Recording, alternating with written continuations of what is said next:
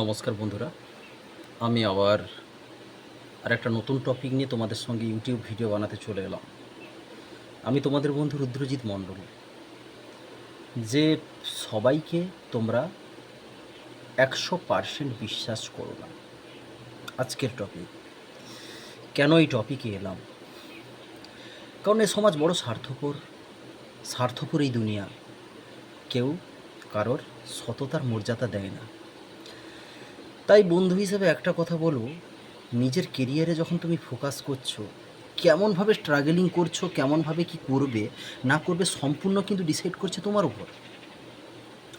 এবার তোমার উপর ডিসাইড করছে মানে তুমি কেমনভাবে প্রচেষ্টা করছো, তুমি কি করছো, তুমি সেটা কারোর কাছে পর্দা ফাঁস করো না।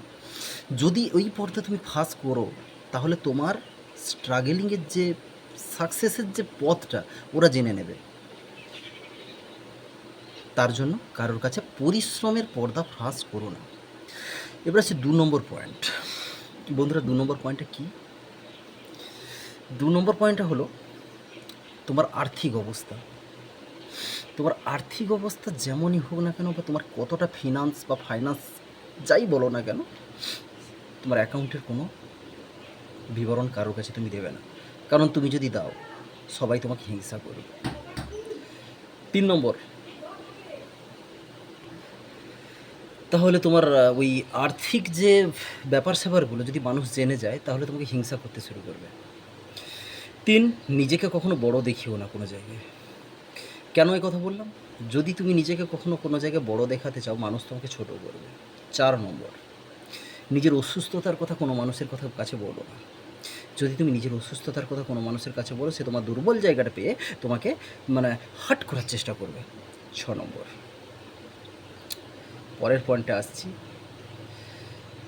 তোমার ভবিষ্যৎ পরিকল্পনা কি থাকবে কি না থাকবে, সেটা তুমি মানুষের কাছে প্রকাশ করো না। এই কয়েকটা টিপস যদি তুমি ফলো করতে পারো, আই থিঙ্ক জীবনে উন্নতি করতে পারবে।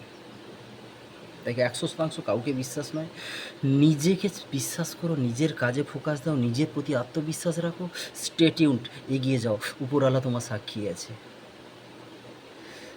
আর একটা রিকোয়েস্ট, এই ছোট্ট ভাইটাকে সাবস্ক্রাইব আর একটা লাইক আর একটু ফলো করবে, আর বেল বাটনটা বাজিয়ে দেবে, তাহলে খুব আমার ভালো লাগবে। আবার নতুন ভিডিও করতে খুব উৎসাহিত হবে। নমস্কার।